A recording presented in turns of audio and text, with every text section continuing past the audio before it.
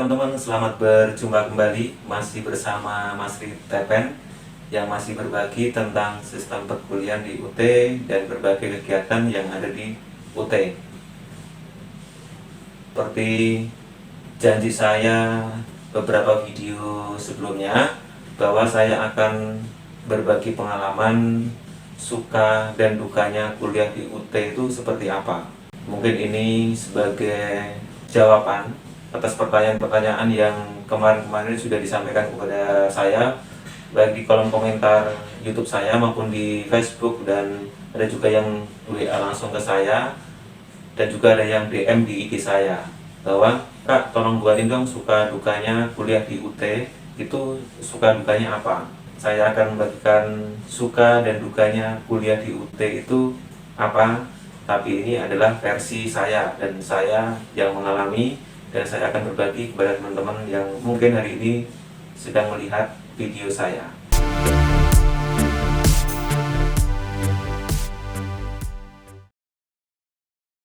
Jadi teman-teman jangan di skip video saya ini. Baik teman-teman, untuk yang pertama saya akan menyampaikan sukanya terlebih dahulu biar teman-teman semangat untuk menyaksikan video saya ini. Untuk suka yang pertama, teman-teman perlu diketahui, teman-teman yang ingin dapat di UT, bahwa sistem pembelajaran di UT itu adalah jarak jauh dan terbuka. Ada dua kata, yaitu terbuka dan jarak jauh. Nah, terbuka itu artinya apa sih teman-teman? Ini yang mungkin juga menarik dan saya menyukai itu. Yang dimaksud dengan terbuka itu adalah UT dalam menerima mahasiswa itu tidak ada batasan terkait dengan satu, yaitu ijazah. Teman-teman ijazahnya tahun berapa, lulusan tahun berapa, itu tidak ada batasan. Kemudian teman-teman tuh usianya berapa, baik 17 tahun, 18 sampai 40, 50 pun juga ada yang masih kuliah di UT.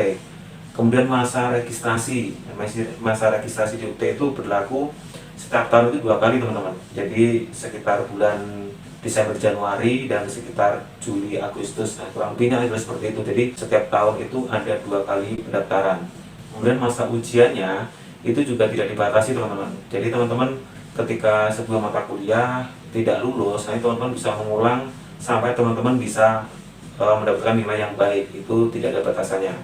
Yang terpenting itu adalah teman-teman mempunyai ijazah SLTA, itu yang penting. Arti jarak jauh artinya sistem pembelajarannya tidak dilakukan secara tatap muka secara langsung teman-teman. Jadi mahasiswa itu tidak harus datang ke kampus seperti teman-teman kita yang kuliah di reguler tiap hari mungkin ada jadwalnya harus ke kampus. Itu di UT tidak seperti itu. Jadi sistem perkuliahannya itu berlaku jarak jauh. Jadi pembelajaran itu menggunakan sebuah media, baik media cetak maupun media elektronik. Itu suka saya yang pertama teman. Kemudian suka saya yang kedua adalah perkuliahannya itu tidak mengganggu aktivitas kerja saya. Kebetulan saya sudah bekerja. Itu tadi kita belajar itu secara mandiri menggunakan sebuah media seperti media cetak, seperti elektronik, dan kita bisa mengakses kapan saja, di mana saja, asal memang fasilitasnya yang teman-teman punya itu mendukung. Jadi kita bisa belajar kapanpun, dimanapun, tanpa harus datang ke UT. Jadi tentunya ini tidak mengganggu aktivitas teman-teman yang sudah bekerja. Mau pekerjanya dari pagi sampai sore, atau mungkin teman-teman yang kerja di dunia industri kerja dari pagi sampai sore, atau mungkin siang sampai malam, atau mungkin shift 3 dari sore sampai pagi. Tentunya itu fleksibel teman-teman. Teman-teman masih bisa kuliah di UT dengan sistem yang diberlakukan oleh UT. Kemudian suka yang ketiga, perlu diketahui teman-teman, di UT itu tidak ada DO. Jadi teman-teman jika ingin cuti kuliah, itu tinggal teman-teman dalam semester tersebut tidak usah mendaftarkan atau tidak usah meregistrasikan mata kuliah. Jadi teman-teman itu sudah dianggap cuti teman-teman.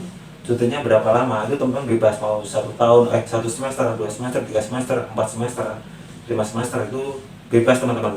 Karena kemarin juga saya sempat ngobrol sama ada teman yang kebetulan kuliah di UT itu bisa lulus di atas 10 tahun. Karena apa? Karena mereka kebanyakan cuti.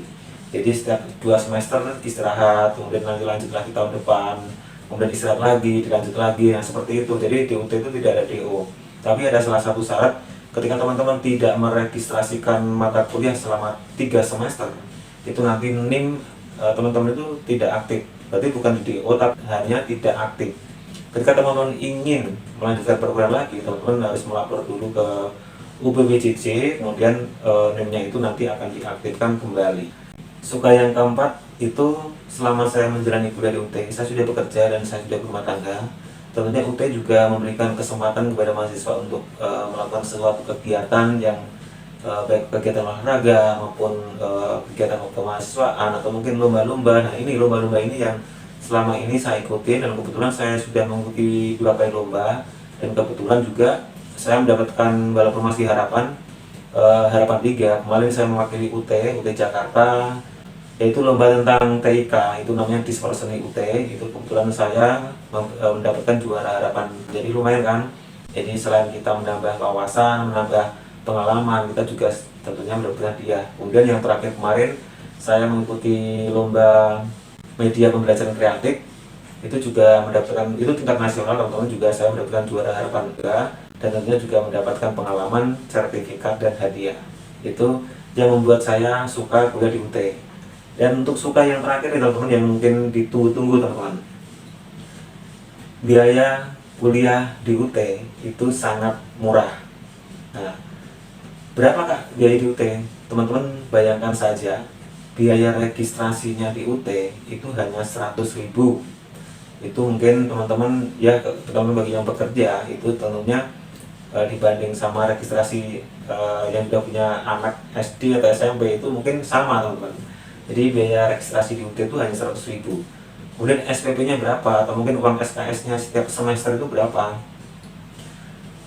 Di UT itu uang SKS-nya, jika teman-teman mengambil layanan SIPAS, itu paling tidak hanya 1.300.000 atau mungkin 1.400.000 atau mungkin bisa di bawahnya, kemudian bisa 2 juta, itu mungkin tergantung prodinya masing-masing, tapi tidak mungkin lebih dari 4 juta teman-teman.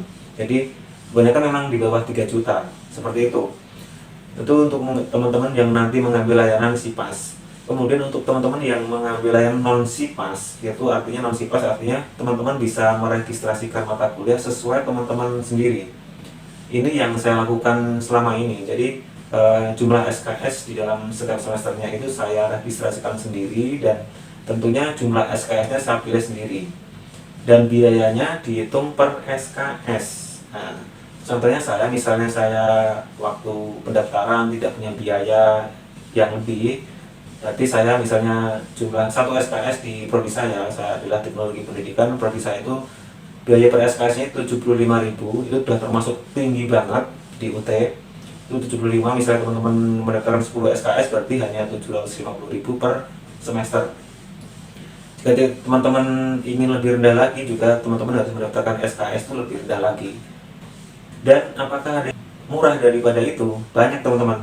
Jadi di UT itu teknologi pendidikan, prodi teknologi pendidikan itu merupakan prodi yang biaya SKS-nya itu tinggi teman-teman, 75.000.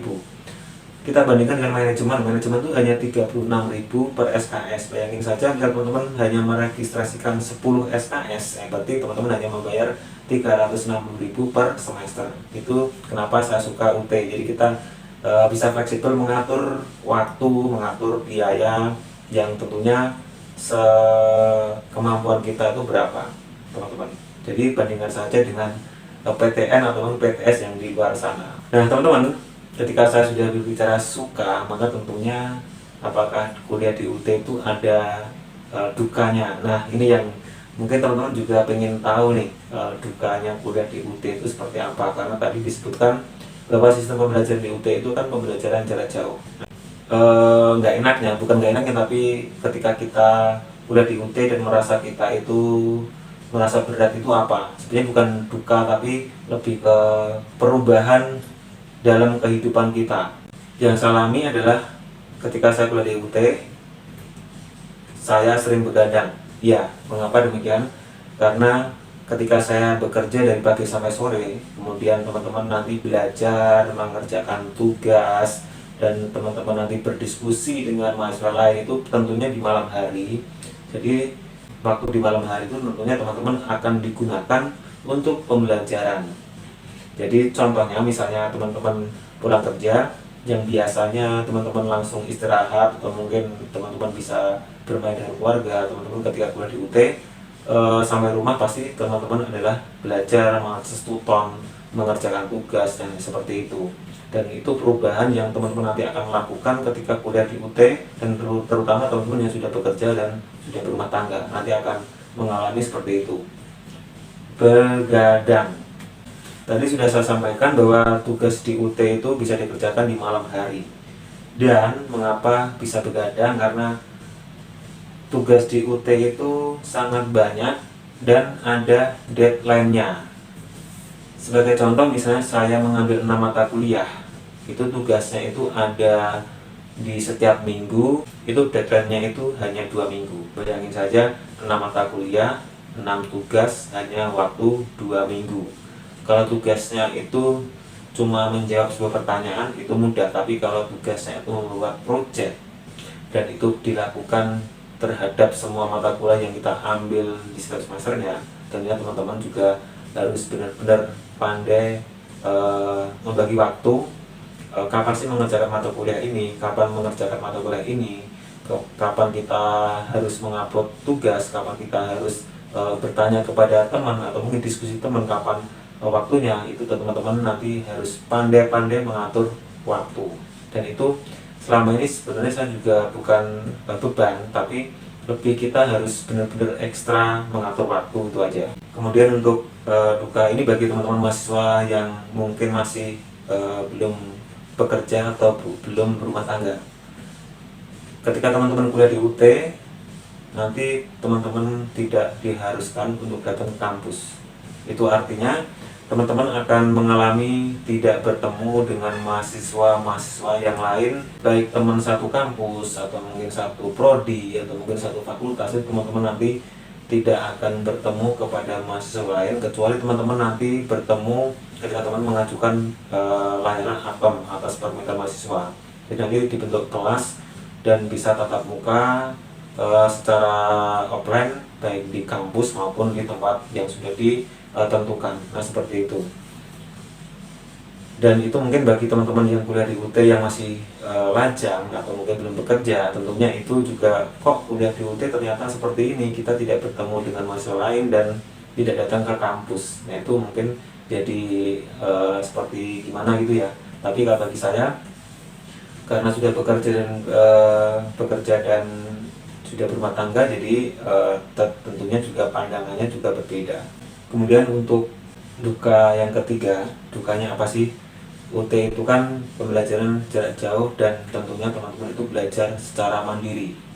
Mandiri artinya teman-teman harus mencari sumber belajar atau bahan pembelajaran atau mungkin cara belajar, atau mungkin teman-teman ingin mengerjakan tugas, materinya didapat dari mana, kemudian sumbernya dari mana, itu teman-teman nanti akan belajarnya itu secara mandiri. Teman-teman harus inisiatif sendiri, tidak cuma cara belajar, informasi-informasi yang berkaitan dengan perkuliahan di UT, itu teman-teman nanti juga akan merasakan kok nggak ada informasi apapun dari UT, atau mungkin teman-teman ada informasi yang penting tapi teman-teman tidak tahu. Nah, itulah teman-teman yang artinya mandiri. Teman-teman harus cari informasi apapun melalui berbagai tempat atau mungkin fasilitas yang sudah diberikan UT. Contohnya di UT itu ada IG UT, ada UT TV, UT Radio, dan tentunya sumber yang utama yang terupdate itu memang websitenya UT, yaitu ut.ac.id. Teman-teman harus nanti setiap hari atau mungkin setiap hari 1 menit, 2 menit, 3 menit itu bisa mengunjungi webnya UT. Siapa tahu ada informasi yang penting yang teman-teman bisa manfaatkan. Seperti itu. Duka yang ini mungkin benar-benar saya alami. Saya itu orangnya tidak suka membaca, teman-teman. Dan ketika saya kuliah di UT, itu cara belajar yang utama adalah membaca. Mengapa demikian? Karena media yang diberikan oleh UT itu kebanyakan memang media cetak dan berupa tulisan. Contohnya modul tadi, buku yang seperti ini, seperti ini, itu modul yang kita beli di UT. Itu tentunya kita harus membaca semua modul itu. Selain itu, materi-materi yang diberikan oleh dosen kita melalui tutoran online itu kebanyakan juga berupa PowerPoint. Memang ada beberapa dosen yang sengaja membuat video yang bisa dijadikan untuk media pembelajaran. Nah, itu yang mungkin sedikit saya mengalami kendala, bahwa saya orangnya itu tidak suka membaca dalam waktu yang lama, teman-teman. Ketika ada video pembelajaran, maka saya lebih tertarik dengan video pembelajaran itu, karena menurut saya lebih langsung mengena di pikiran kita. Tapi kalau saya itu kesulitan untuk membaca waktu yang lama, jadi cepat bosan gitu, teman-teman. Nah, padahal di UT yang diharuskan itu adalah membaca modul, karena itu merupakan sumber utama belajar teman-teman nanti di UT. Jadi teman-teman yang tidak suka membaca tentunya jadi kerepotan nanti seperti saya. Jadi teman-teman, sedikit itu mungkin dukanya. Kurang lebihnya memang permasalahan atau mungkin duka yang dialami oleh mahasiswa UT di luar sana mungkin sama dengan saya, karena yang kuliah di UT itu memang rata-rata sudah bekerja, sudah berumah tangga mungkin. Itu memang kesulitannya adalah mengatur waktu, karena belajar di UT itu secara mandiri. Tapi itu juga merupakan sukanya, karena dengan demikian mereka yang sudah bekerja dan berumah tangga itu bisa mengatur waktu, kapan kita harus belajar, kita kapan harus mengerjakan tugas, tanpa ada suatu ketentuan atau tuntutan untuk datang ke kampus. Nah, seperti itu, teman-teman. Jadi teman-teman, saya kira itu sedikit suka dan duka saya selama ini kuliah di UT. Semoga ini menjadi bahan referensi atau mungkin gambaran bagi teman-teman yang ingin kuliah di UT, atau mungkin teman-teman yang sekarang ini sudah kuliah di UT, kalau ada kesamaan dengan saya, tulis di kolom komentar ya, apakah yang saya alami juga teman-teman alami. Nah, seperti itu teman-teman, saya kira cukup sekian video dari saya. Mohon maaf jika ada salah kata dalam penyampaian, dan sampai jumpa di video selanjutnya. Bye-bye.